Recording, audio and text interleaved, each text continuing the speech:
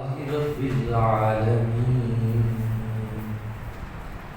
والعاقبة للمتقين والصلاة والسلام على سيد الأنبياء والمرسلين أما بعد فأعوذ بالله من الشيطان الرجيم بسم الله الرحمن الرحيم وإنك لعلى خلق عظيم صدق الله مولانا العظيم وبلغنا رسوله النبي الكريم الأمين إن الله وملائكته يصلون على النبي يا أيها الذين آمنوا صلوا عليه وسلموا تسليما الصلاة والسلام عليك يا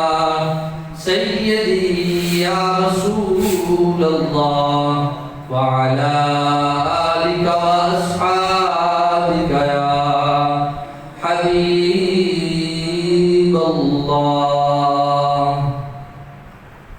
مولاي صل وسلم دائما أبدا على حبيبك خير الخلق كلهم والحبيب الذي ترجى شفاعته لكل هول من الأهوال مقتحم يا رب بالمصطفى بلغ مقاصدنا واغفر لنا ما مضى يا واسع الكرم اللہ تعالیٰ کی حمد و ثنا کے بعد حضور نبی اکرم شفیع معظم نور مجسم جان کائنات منبع کائنات روح کائنات تخلیق وجہ کائنات احمد مجتبی جناب حضرت محمد مصطفیٰ صلی اللہ علیہ وآلہ وصحبہ وبارک وسلم کی بارگاہ اقدس پناہ میں ہدیہ درود و سلام کے بعد آج جمعہ مبارک کی سعادت مند گھڑیوں کے اندر ان بابرکت لمحات کے اندر کشائی کے لیے میں نے جس موضوع کو چنا ہے وہ ہے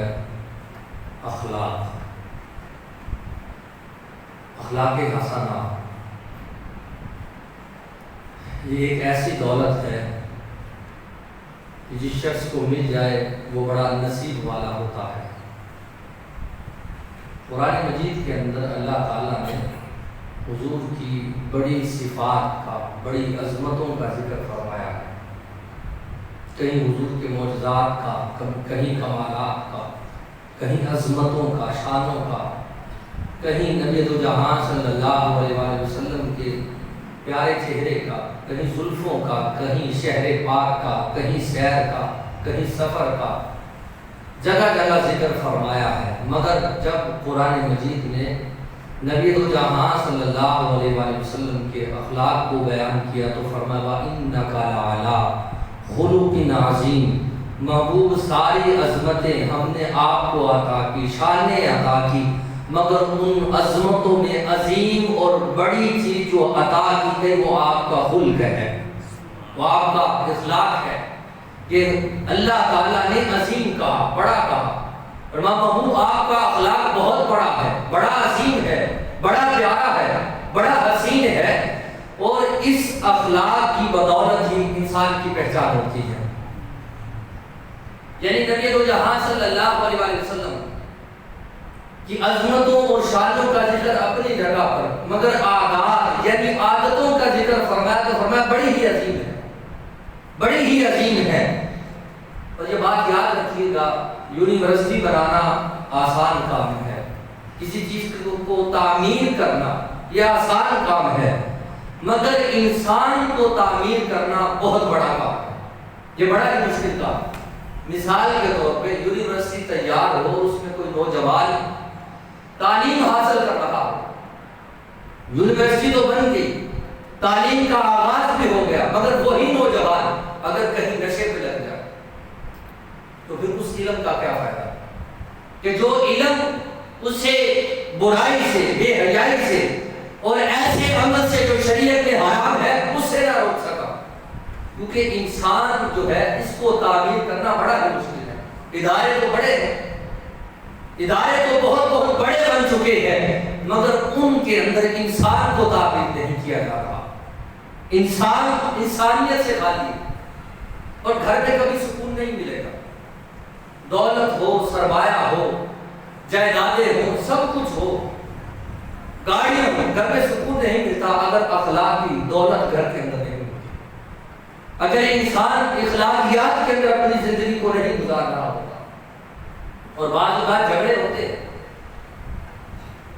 تو گھر والی بعض اوقات کہہ بھی دیتی ہے کہ آپ مجھے کھانا دیتے ہیں، میرا اتنا خیال رکھتے ہیں کہ گھر کی ہر ضرورت پوری کرتے ہیں، مگر میری ایک گزارش ہے، آپ مجھے کھانا تھوڑا دے دیں، کپڑے اگرچہ اتنے مہنگے نہ بھی لے کے دیں۔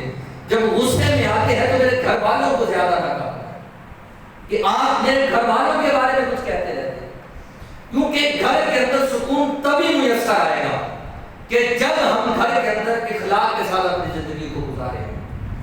اور اسی طرح شوہر بھی کہہ دیتا کہ اگر کہیں تمہیں غصہ آ جائے تو پھر تم میرے والدین کو کچھ نہ کہا کر، باقی جو کہنا کہہ لے، میں برداشت کر لوں گا۔ ہر شخص جو ہے وہ اس چیز کا پیاسا اور بھوکا نظر آتا کہ ہر شخص محبت کا طلبگار ہے، اخلاق کا طلبگار ہے، کیونکہ محبت سے ہم سے کلام کرے۔ تو گویا ہمارے اندر جو ہے ایک چیز جو ہے پھیلائی گئی ہے کہ میٹھا بولنا اخلاق ہے۔ بس اخلاق فقط یہ نہیں کہ آپ میٹھا بولتے ہیں یہ آپ کا اخلاق ہے۔ میٹھا مطلب سے بھی بولا جا سکتا ہے، میٹھا کسی کام سے بولا جا سکتا ہے۔ اور آپ دیکھتے بھی ہیں بعض اوقات ہم کسی دکان پہ جاتے ہیں کپڑا لینے کے، تو وہ ایک تھان کھولتا ہے، 2 3 4 5 وہ تھان کھول کھول کے رکھ رہا، اسے غصہ نہیں آ رہا کہ آپ کو پسند نہیں۔ صرف میٹھا بولنا اقرار نہیں، اب وہ کپڑے کھول رہا ہے، تھان کے اوپر تھان کھولے جا رہا ہے، آپ کہتے ہیں نہیں پسند، وہ کہتا پیچھے رکھے وہ بھی لے کے آتا۔ اس نے تقریباً 30 40 جتنے بھی تھان کھول دیے، پھر آپ نے کہہ دیا آپ نے میرا وقت ضائع کیا، تو کیا اس کا وقت ضائع نہیں ہوا؟ وہ پھر بھی غصہ کیوں نہیں کر رہا؟ کیونکہ اسے مطلب ہے، اسے آپ سے کام ہے، کیونکہ اس کے مالک نے اسے سمجھایا ہے یہ جو تیری تنخواہ ہے تمہارے گاہکوں پر ہے، جتنے زیادہ آئیں گے اتنا فائدہ ملے گا۔ تو وہ مطلب کے ساتھ بھی تو میٹھا بولا جا سکتا ہے۔ یہ اخلاق نہیں ہے فقط کہ آپ کسی سے محبت سے کلام کرتے رہیں اور چھریاں بھی مارتے رہیں، یہ محبت سے کلام بھی کرتے رہیں اور آپ تیر بھی مارتے رہیں۔ اخلاق یہ ہے آپ جھوٹ نہ بولے، یہ بھی اخلاق ہے۔ آپ کسی کے مال کے اوپر اپنا حق نہ جتائیں، یہ بھی اخلاق ہے۔ آپ کسی سے محبت سے پیش آئے، یہ بھی اخلاق ہے۔ اور آپ کسی سے بات کرتے ہیں تو یہ نہ دیکھیں یہ کون ہے، بلکہ یہ دیکھیں یہ بھی مسلمان ہے، تو اس سے آپ محبت سے بول لیتے ہیں، یہ بھی اخلاق ہے۔ یہ جو مطلب کے ساتھ بولنا ہے، آپ دیکھیے گا اگر آپ نے اسی ملک کے اندر سفر کرنا ہے، 20-30 ہزار 40 ہزار کی آپ نے ہوائی جہاز کی ٹکٹ خریدی ہے، تو اس کے اندر کچھ لوگ ہوتے ہیں تو آپ کی مدد کے منتظر ہوتے ہیں اور آپ ان سے غصے میں بات بھی کریں۔ ہو سکتا ہے آپ کا وظیفہ اتنا یعنی ماہانہ سیلری اتنی نہ ہو جتنی اس کی ہے، مگر پھر بھی وہ آپ کی باتوں کو برداشت کر رہا ہے کیونکہ اسے سمجھایا گیا ہے۔ آپ اگر سے 20-30 ہزار کی ٹکٹ لے کر بیٹھے ہیں، ہو سکتا ہے وہ لاکھوں کا مالک ہو، وہ جو اس کے اندر کام کرنے والا ہے، مگر پھر بھی وہ یہ تو سکھایا جا رہا ہے، یہ اخلاق نہیں۔ اخلاق یہاں سے ہوتا ہے، دل سے۔ جو انسان دل سے کسی سے محبت سے کلام کرتا ہے اسے اخلاق ہے۔ بغیر مطلب کے کسی سے آپ پیش آتے ہیں محبت سے، اسے اخلاق کہتے ہیں۔ تو وہ یہ تو سمجھایا جاتا ہے، سکھایا جاتا ہے کہ مطلب ہو تو میٹھا بولنا ہے۔ شریعت یہ نہیں کہتی، شریعت کہتی ہے جو بھی مسلمان ہو آپ ہمیشہ اسے اپنا بھائی سمجھ کے محبت سے کلام کریں۔ تو وہ اخلاقیات کو مد نظر رکھنا چاہیے۔ ہم باہر میٹھے ہیں، والدین کے ساتھ کڑوے ہیں، باہر ہمارے دوستوں کے ساتھ بیٹھ کے بڑی میٹھی میٹھی لگتی ہے، اور جب گھر میں جاتے ہیں تو والدین کے ساتھ بولنے کا طریقہ بھی نہیں آتا۔ یہ کون سا اخلاق ہے کہ آپ نے باہر تو شو کروا دیا کہ میں بڑا ہی محبت سے پیش آنے والا ہوں، اور گھر کے اندر آپ کا کیا حال ہے؟ تو یہ ساری چیزیں اخلاق کی آپ کے اندر آتی ہیں کہ آپ جس سے بھی ملتے ہیں جس سے بھی گفتگو کرتے ہیں. اور اخلاق یہ بھی ہے کہ آپ غریب کے ساتھ کس طرح پیش آتے ہیں. آپ غریب کے ساتھ کس طرح پیش آتے ہیں. اخلاق یہ بھی ہے کہ جو آپ کے سامنے کھڑا آپ کا ملازم ہے آپ اس کے ساتھ کس طرح بات کرتے ہیں. یہ اخلاق. مطلب کے ساتھ میٹھا ہو جانا یہ کوئی اخلاق نہیں ہے. اخلاق وہی ہے جو فقط اللہ کی رضا کے لیے کہ بس میں اس سے محبت سے بولوں گا میرا رب راضی ہوگا. تو گویا عقل مند کون ہے؟ ہمارے تو سارے عقل مند ہیں. آپ کسی سے بات کر کے دیکھ لیں, کسی بات کے اوپر تجزیے شروع ہو جاتے ہیں, بڑے بڑے تجزیہ نگار اور بڑی بڑی باتیں کرنے والے. میں تمہیں اندر کی باتیں نہ بتاؤں, میں تمہیں اندر کی بات نہ بتاؤں. جب ہمارے منہ سے جملہ نکلتا میں تمہیں بتاتا ہوں اندر کی بات کیا, تمہیں تو پتہ ہی نہیں. اتنے چینل ہونے کے باوجود اور اتنی لمبی چھوڑنے والے لوگ, حال یہ ہے کسی کا احساس تک نہیں, کسی کے درد کو ہم نہیں سمجھتے. یہ ہمارا اخلاق ہے. کسی کا عیب بیان کرنا ہو تو ہم 2 گھنٹے کی تقریر کر لیتے ہیں وہیں کھڑے ہو کہ فلاں صاحب ایسے ہے, میں اس کی باتیں آپ کو بتاتا ہوں وہ کیسا. تو یہ اخلاق نہیں ہے. اخلاق وہ ہے جو فقط اللہ کی رضا کے لیے ہو. اور یہ جو لمبی لمبی باتیں ہم چھوڑتے ہیں, لگتا تو یوں ہے جیسے پوری دنیا کے اندر حکومت کرنے والا یہی شخص ہے جس نے پوری حکومتیں بنا رکھی. اس طرح کے تجزیے ہم جو چھوڑتے ہیں یہ شرع اس کی اجازت نہیں ہے. اور دیکھیے گا جس قدر بات جلدی پھیل رہی ہے, دکھ جلدی پھیل رہا ہے, دکھ تو کم ہونا چاہیے. مثال کے طور پہ آج اگر میں پریشان ہوں تو اگر میں کسی کو بتاتا ہوں تو بہت جلد لوگوں تک پیغام پہنچ جائے گا. سوشل میڈیا ہے ہمارے پاس, ہم کسی کے درد کو جلد شیئر کر دیتے. ہونا تو یہ چاہیے تھا درد کم ہوتے, محبتیں بڑھ جاتی, مگر کیا ہوا یہ کہ درد بھی بڑھتے رہے, آنسو بھی بہتے رہے, لوگ روتے رہے. یہ کیا فائدہ ہمارا پیغام پہنچا ہے کہ جب ہمارے اندر احساس ہی پیدا نہ ہوا کسی کا. حضرت علی رضی اللہ تعالیٰ عنہ فرماتے ہیں عقل مند کون ہے؟ فرماتے ہیں جس شخص کو جاہلوں میں گزارا کرنا آ جائے وہ عقل مند ہے. جس شخص کو جاہلوں کے اندر گزارا کرنا آ جائے وہ عقل مند ہے. ارے وہ تو جاہل ہے, تمہارے اندر کیا ہے یا میرے اندر کیا ہے کہ اگر میرا کلام بھی ویسا ہو, میرا انداز بھی ویسا ہو, وہ تو جاہل ہے, تم نے بھی جاہل بن کے دکھا دیا. فرق کیا رہا؟ حضرت علی رضی اللہ عنہ کے نزدیک عقل مند وہ ہے جو جاہلوں کے اندر اپنا گزارا کرنا شروع کر دیتا اور ان کے اندر گزارا کر رہا ہوتا. اب اسی طرح دیکھیے گا قاضی عیاض نے شفا شریف کے اندر ایک حدیث مبارکہ لکھی. حضرت انس بن مالک رضی اللہ تعالیٰ عنہ اس کے راوی, ایک بدو, ہم اپنی زبان میں اسے پیٹو کہتے ہیں کہ گاؤں کا رہنے والا کوئی بدو بارگاہ رسالت مآب صلی اللہ علیہ وسلم میں حاضر ہوا. عرض کی یا رسول اللہ علیہ وسلم مجھے مال کی ضرورت ہے. نبی دو جہاں صلی اللہ علیہ وسلم نے اسے کچھ مال عطا فرمایا. وہ کیونکہ گاؤں کا رہنے والا تھا صحابی رسول صلی اللہ علیہ وسلم, مگر گاؤں کے رہنے والے سے بولی ہوتی ہے. تو اس شخص نے یہ بات کہہ رہی معاذ اللہ آپ نے تو مجھے کچھ بھی نہیں دیا. حضرت عمر فاروق رضی اللہ عنہ کو جلال آ گیا, اٹھ کے کھڑے ہو گئے. پتہ چلا اس وقت بھی یہی تھا جو کہتے ہیں نہیں دیتے, اس وقت صحابہ کو جلال آتا تھا.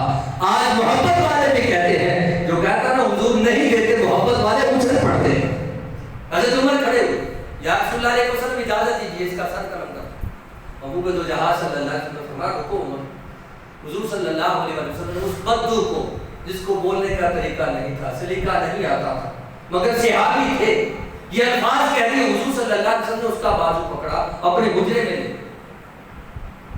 اپنے حجرے کے اندر حضور صلی اللہ علیہ وسلم نے بٹھایا, کھانا کھلایا, سرکہ لے کے آئے, کھجوریں رکھی. جب کھانا کھا لیا تو حضور صلی اللہ علیہ وسلم نے اور عطا فرمایا, پھر اور دیا, پھر اور دیا, یہاں تک کہ حضور لاتے رہے, رکھتے رہے. فرمایا یہ بھی تیرا, یہ بھی تیرا, یہ بھی تیرا. وہ شخص تھک ہار کے کہنے لگا یا رسول اللہ علیہ وسلم بس کیجئے, اب تو اٹھایا بھی نہیں جائے گا, اب تو नजरिया है। या रसूलुल्लाह अलैहि वसल्लम अब बस कीजिए। महबूब दो जहां सल्लल्लाहु अलैहि वसल्लम जब ये बात सुनी तो हुजूर सल्लल्लाहु अलैहि वसल्लम ने अगला सवाल किया, फरमाया अब क्या नजरिया, अब तुम्हारा क्या नजरिया है कि पहले जो तुमने ये अल्फाज कहे थे माज़ला आपने कुछ नहीं दिया, अब क्या नजरिया है। अर्ज़ की या रसूलुल्लाह अलैहि वसल्लम अब नजरिया ये है जितना आप देते हैं कोई भी नहीं देता। अब नजरिया ये है जितना आप देते हैं उतना कोई भी नहीं देता। हज़रत अली रज़ियल्लाहु अन्हु का कौल याद रखिए, अक्लमंद वो है जो जाहिलों में गुजारा करना शुरू कर दे, जो उनके अंदर अपनी जिंदगी को गुजारा हो, वो अक्लमंद शख्स है। अब देखिएगा महबूब दो जहां सल्लल्लाहु अलैहि वसल्लम ने क्या फरमाया। फरमाया ऐ सहाबी, क्या ये बात तुम सहाबा में कह दोगे कि भाई सहाबा बैठे हुए, अब इसमें कोई वजह भी तो होगी ना, हिकमत क्या है वो भी बयान की। महबूब दो जहां सल्लल्लाहु अलैहि वसल्लम ने फरमाया ऐ सहाबी, जब तुमने मुझे ये अल्फाज कहे थे कि आपने तो कुछ नहीं दिया तो सहाबा के दिल टूटे थे। अगर तू यही अल्फाज बाहर जाके कह देगा तो उनके दिल जुड़ जाएंगे। तो गोया पता ये चला हुजूर का फरमान बतला रहा है, जब कोई कहता है ना कि हुजूर नहीं देते तो दिल टूटते हैं, और जब कोई ये कहता है हुजूर नवाजते हैं तो आज मोहब्बत वालों के दिल रोशन हो जाते हैं। कौन देता है देने को मुंह चाहिए, देने वाला है सच्चा हमारा। कौन देता है देने को मुंह चाहिए। अब हुजूर सल्लल्लाहु अलैहि वसल्लम ने उस बद्दू से कहा, सहाबी से, पर मैं ये बात कह दोगे। अर्ज़ की या रसूलुल्लाह अलैहि वसल्लम हाँ मैं जरूर कहूंगा। असहाब रसूल सल्लल्लाहु अलैहि वसल्लम इंतजार में थे। हुजूर सल्लल्लाहु अलैहि वसल्लम हुजरा अनवर से बाहर निकले, बाहर निकल कर असहाब रसूल सल्लल्लाहु अलैहि वसल्लम के सामने खड़ा किया तो खुशी के आसार चेहरे पर थे। बद्दू के चेहरे पर खुशी के आसार थे, बड़ा ही खुश था। वो सहाबी जो पहले गया तो अल्फाज कह गया, अब खुशी के आलम में वो असहाब रसूल सल्लल्लाहु अलैहि वसल्लम के सामने खड़ा है। तो महबूब दो जहां सल्लल्लाहु अलैहि वसल्लम ने फरमाया ऐ सहाबी, अब तेरा नजरिया क्या है, अब तेरा नजरिया क्या है। तो गोया पता ये चला तलवार के जोर पर नजरिए नहीं बदले जाते, मोहब्बत के जोर पर भी बदले जा सकते हैं, इखलाक के जोर पर भी नजरिए बदले जा सकते हैं। कि वो सहाबी जो पहले कह रहे थे या रसूलल्लाह आपने मुझे कुछ नहीं दिया, अब तंगी दामा पे न जा और भी कुछ मांग, आज है माइल बाता और भी कुछ मांग। आज तो हुजूर सल्लल्लाहु अलैहि वसल्लम ने सखावत कर दी कि इतना माल दिया कि वो खुद कहने लगा या रसूलुल्लाह अलैहि वसल्लम अब बस कीजिए। अब असहाब रसूल सल्लल्लाहु अलैहि वसल्लम उनके सामने वो सहाबी खड़े हैं। हुजूर सल्लल्लाहु अलैहि वसल्लम ने असहाब के सामने पूछा, पर मैं सहाबी अब क्या नजरिया है तुम्हारा। वो सहाबी कहने लगे अल्लाह की कसम ऐ असहाब रसूल सल्लल्लाहु अलैहि वसल्लम, असहाब से मुखातिब करके कहा, फरमाया ऐ सहाबा अल्लाह की कसम इतनी तेज तो आंधी भी नहीं चलती जितनी जल्दी हुजूर सल्लल्लाहु अलैहि वसल्लम की खैरात की हवा चलती है। काजी अजाज लिखते हैं शिफा शरीफ के अंदर कि हजरत अनस बिन मालिक रज़ियल्लाहु अन्हु फरमाते हैं महबूब दो जहां सल्लल्लाहु अलैहि वसल्लम के इस सहाबी ने जो पहले आए तो बेअदबी कर गए और फिर बाद में ये ऐलान किया तो असहाब रसूल सल्लल्लाहु अलैहि वसल्लम के चेहरों पर खुशी आई। तो फिर महबूब दो जहां सल्लल्लाहु अलैहि वसल्लम मुखातिब हुए।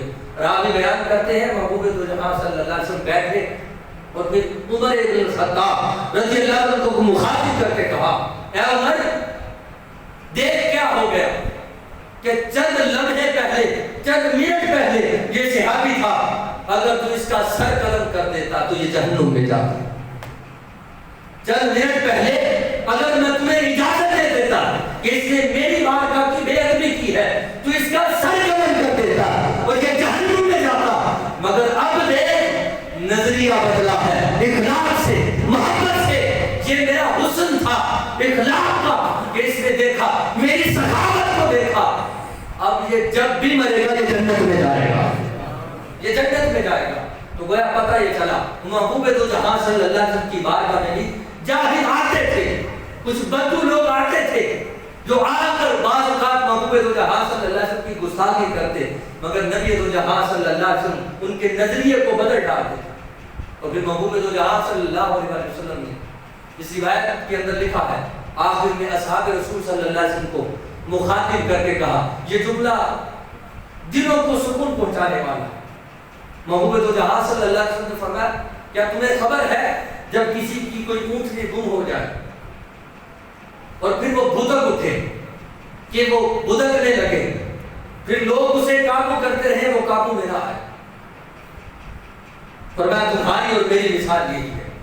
فرمایا پھر اتنے میں اس کا مالک آ گیا، پھر اس کا مالک آ کے اس کے سامنے چارہ کر وہ بدکنے والا جانور اونٹنی اسی وقت اپنی جگہ پر کھڑی ہو جائے اور وہ اپنے مالک کے پاس آ جائے۔ فرمایا یہی مثال تمہاری اور میری ہے۔ فرمایا جس طرح اس اونٹنی کا مالک اسے کنٹرول کر لیتا ہے، اسے سنبھال لیتا ہے، فرمایا اسی طرح تم اور میں ہوں، تم میری امت ہو، میں تمہارا آقا ہوں، میں تمہارا آقا ہوں۔ میں جانتا ہوں میں نے کس طرح کس کو ڈیل کرنا ہے، کس طرح کس کے نظریے کو بدلنا ہے، اور میں تم سے محبت کرتا ہوں۔ یہ کتنی بڑی بات ہے کہ مالک کی مثال دے کر بتا دیا، اور میں تم میرے غلام ہو، میں تمہارا آقا ہوں، تم میرے امتی ہو، میں تمہارا نبی ہوں۔ یہ نبی دو جہاں صلی اللہ علیہ وسلم کے الفاظ سے تو ہمیں چاہیے کہ ہم اپنے اخلاق کو بہتر کریں۔ اخلاق فقط میٹھے بولنے کا نام نہیں، بلکہ سچ بولنے کا نام بھی اخلاق ہے، محبت سے پیش آنے کا نام بھی اخلاق ہے، والدین سے محبت سے گفتگو کرنے کا نام بھی اخلاق ہے۔ اور اسی طرح دیکھیے گا، میں ایک بات کہنے لگا، ہمارے گھروں کے اندر جھگڑے ہوتے ہیں تو اکثر ان میں ذمہ دار کون ہوتے ہیں؟ میاں یا بیوی؟ اگر میں یہ کہوں کہ آپ ہیں تو اس میں یا میں ہوں تو یہ غلط نہیں ہو، کیونکہ ہم تو خود کہتے ہیں کہ عورت کے پاس عقل کم ہے، آدھی عقل، تو پھر چاہیے تو یہ جس کے پاس پوری عقل ہے وہ معاملے کو سنبھالے۔ ہم صبر نہیں کرتے۔ محبوب دو جہاں صلی اللہ علیہ وسلم گھر کے اندر کس طرح پیش آتے تھے، روایات پڑھیے گا۔ حضرت عائشہ صدیقہ رضی اللہ تعالیٰ عنہ بیان کرتی ہیں، آپ فرماتی ہیں ایک مرتبہ میری طبیعت خراب تھی، بخار تھا، محبوب دو جہاں صلی اللہ علیہ وسلم گھر میں تشریف لائے، اور یہ جو ہمارا معمول ہے نا، ہم آفیسر ہیں، ہمیں سلوٹ کیا جائے، تو یہ آپ کی بھول ہے۔ بھئی وہ دفتر ہے، وہاں آپ آفیسر گھر میں نہیں ہیں، افسر آپ وہاں ہیں، اگر آپ افسر وہاں ہیں تو یہاں آپ کو سلوٹ نہیں کیا جائے گا، یہ تو آپ کی گھر والی ہے۔ اور یہ بات یاد رکھیے گا، جب لڑائی بڑھتی ہے تو گھر والی چاہے تو پوری کی پوری گھر کی کبینہ آپ کے خلاف کھڑی کرے، آپ کیا کریں؟ کیونکہ گھر میں تو آپ رہتے نہیں، مولوی ہے تو آپ خطیب ہے تو مسجد میں، اگر کوئی پیر ہے تو خانقاہ میں، گھر میں تو آپ اس کے شوہر ہوئے۔ تو ہم نے یہ جو رویہ بنا رکھا ہے کہ باہر بھی مجھے سلوٹ کیا جائے، گھر والی بھی سلوٹ کرے، وہ تو تمہارے بچوں کی ماں ہے، وہ کیسے سلوٹ کرے گی تم؟ حضرت عائشہ صدیقہ رضی اللہ تعالیٰ عنہ فرماتی ہیں ایک مرتبہ میری طبیعت ناساز تھی تو آقا دو جہاں صلی اللہ علیہ وسلم تشریف لے آئے، پوچھا عائشہ کیا ہوا؟ عرض کیا صلی اللہ علیہ وسلم طبیعت بڑی ہی ناساز ہے، تو محبوب دو جہاں صلی اللہ علیہ وسلم کو طلب تھی کھانے کی، تو حضرت عائشہ فرماتی ہیں محبوب دو جہاں صلی اللہ علیہ وسلم نے فرمایا عائشہ آٹا میں گوندھ دیتا ہوں، کھانا تم بنا دینا، کھانا تم بنا دے۔ تو گھروں کا ماحول جو خراب ہے یہ ہماری غلطیوں کی وجہ سے، کہ ہم یہ بھی مانتے ہیں کہ عورت کی عقل کم ہے تو جس کی پوری ہے وہ کیا کر رہا ہے؟ معاملات اس نے سنبھالنے ہیں، گھر کے اندر امن اس نے پیدا کرنا ہے جسے اللہ تعالیٰ نے پوری عقل دی ہے۔ تو ہمیں چاہیے ہم ہر معاملے کو اخلاق کے ساتھ جو ہے وہ مکمل کریں۔ اور ہماری مساجد کے اندر بھی ایک بڑا مسئلہ ہے، معذرت کے ساتھ بڑی مساجد کے اندر بڑا مسئلہ ہے، میں تو چودھری میں مسجد کی صفائی کی کروں، اور یہ بات یاد رکھیے گا، مسجد کا امام ہو، خطیب ہو، یا اس کے ساتھ اس کے ممبران ہو، کمیٹی ہو، کوئی بھی ہو، کسی مسجد کی بات، آپ ممبر کو صدر نہیں ہیں، میں کوئی خطیب نہیں ہوں، میں اس مسجد کا خادم ہوں، تو خادم جو ہوتا ہے وہ تو خدمت کرتا ہے، خادم کا کام چودھری بننا تو نہیں ہے۔ اور یہ بات یاد رکھیے گا، مسجد اللہ کا گھر ہے، کسی چودھری کا ڈیرا نہیں ہے کہ آپ صفائی کرتے ہوئے شرم محسوس کریں۔ خدا کی عزت کی قسم میں فخر محسوس کرتا ہوں مسجد کی صفائی کرتے ہوئے، اور میں نے آج بھی کیا، میں کرتا رہتا ہوں۔ جب دل کرے میں مسجد کی صفائی کرتا ہوں۔ اللہ کے بندو، یہ علماء نے، صوفیاء نے لکھا ہے، جو بندہ مسجد کی صفائی کرتا ہے اللہ تعالیٰ اس کے دل کو قرار عطا فرماتا ہے۔ ہمارے دل بے قرار کیوں ہے؟ ہمارا دل جو مسجد کے ساتھ نہیں لگا، ہم نے سجدوں کو ترک کر دیا، اور مسجد کے اندر صفائی کرے تو جس کی ڈیوٹی ہے وہ کرے، باقی کیوں کرے؟ یہ کسی چودھری کا ڈیرا نہیں، اللہ کا گھر ہے، جہاں آنے والے کوئی عام نہیں، اللہ کے مہمان ہیں، اللہ کے مہمان ہیں۔ آپ ان کی خدمت کریں، آپ کو کسی سے کیا ڈر؟ یہ کیا جدراہٹیں ہمارے اندر آ چکی ہیں کہ میں صفائی کیوں کروں؟ اور مجھے رہتے ہوئے یہاں تقریباً کافی عرصہ ہو گیا، ماہ رمضان کے اندر یا عید کے موقعوں پر کچھ نوجوان میرے ساتھ صفائی کرتے اور میں بھی ساتھ ہوتا ہوں، تو یہ بڑا ہی اچھا کام ہے۔ تو اس کے اندر عمر کا تقاضا بھی نہیں، معذرت کے ساتھ، کہ نوجوان ہی کریں۔ محبوب دو جہاں صلی اللہ علیہ وسلم کی روایت سن رکھی ہے، ایک شخص آیا جس نے مسجد کے اندر پیشاب کر دیا، مسلمان نہیں، پھر چھپتا پھرے کہ صبح ہو گئی، رات کو پیشاب کر دیا مسجد کے اندر۔ محبوب دو جہاں صلی اللہ علیہ وسلم نے خود پانی دیا اور مسجد کی صفائی شروع کر دی۔ حضور سے بڑا بھی کوئی ہے کہ ہم مسجد کی صفائی کرتے، مسجد کے معاملات کو دیکھتے ہم گھبراتے۔ یہ جو ہمارے اندر میں ہے اس کو نکالے، یہ انسان کے اندر نہیں ہونی چاہیے، یہ انسان کو گراوٹ کی طرف لے جاتی ہے۔ ایک واقعہ سنا کے بات کو گفتگو کو ختم کرتا ہوں، اور کسی کو حقیر نہ سمجھے، یہ بھی اخلاق ہے۔ کسی کے ساتھ جھوٹ نہ بولے، یہ بھی اخلاق ہے۔ میٹھی گفتگو کرے، یہ بھی اخلاق ہے۔ حضرت معروف کرخی رحمۃ اللہ علیہ، یہ اللہ کے بہت بڑے ولی گزرے، ان کے پاس لوگ اکٹھے ہو کے آئے، حضرت نے وہ حضور بارشیں نہیں ہو رہی، آپ دعا فرمائیں۔ فرمایا تم ایسا کرو، یہ سامنے کریانے کی جو دکان ہے اس سے جا کے کہو کہ دعا کر۔ ان کا حکم تھا، مرید اٹھے اس کے پاس چلے گئے، وہ مسکرا کے کہنے لگا مجھے تو دعا کرنی بھی نہیں آتی، مجھے تو دعا کرنی بھی نہیں آتی۔ تو آپ تو معروف کرخی رحمۃ اللہ علیہ، آپ ان کے پاس جائیں، ان سے دعا کروائیں۔ تو مریدین کہہ رہے تھے انہوں نے تو کہا ہے آپ سے دعا کروانی، آپ دعا کریں۔ اس نے کہا اچھا، انہوں نے بھیجا ہے، تو اس نے پھر ہاتھ اٹھایا، اس نے کہا مولا تیرے بندے نے بھیجے، تیرے بندے نے بھیجے ہیں، مولا بارشوں کا نزول فرما۔ لوگ کہتے ہیں ابھی دعا کر کے چند منٹ ہی گزرے تھے کہ بارش کا نزول شروع ہو گیا۔ کچھ مریدین گھر گئے، کچھ معروف کرخی کے پاس لگے، حضور آپ اتنے بڑے اللہ کے ولی اور آپ نے دعا نہیں کی، اور ایک کریانے والے کے پاس کیوں بھیجا؟ کون سا عمل تھا؟ ہم نے تو پہلے گانا نماز پڑھتے اسے دیکھا ہے، ہم نے تو عام معمولات کی عبادت میں اسے دیکھا ہے کہ وہ عام عبادت کرتا ہے۔ وہ کون سا ذکر ہے، وہ کون سی عبادت ہے جو ہم سے چھپ کے کرتا ہے؟ حضرت معروف کرخی رحمۃ اللہ علیہ نے جواب دیا، فرمایا مجھے 30 سال ہو گئے ہیں اس کریانے والے کو دکانداری کرتے ہوئے، میں نے 30 سال کے اندر اس کو نام تول میں کمی کرتے نہیں دیکھا۔ تو میں نے سمجھ لیا جس نے 30 سال تک رب کی نافرمانی نہیں کی، تو رب تعالیٰ اس کی دعا کو کیسے رد کر سکتا ہے؟ رب تعالیٰ اس کی دعا کو کیسے رد کر سکتا ہے؟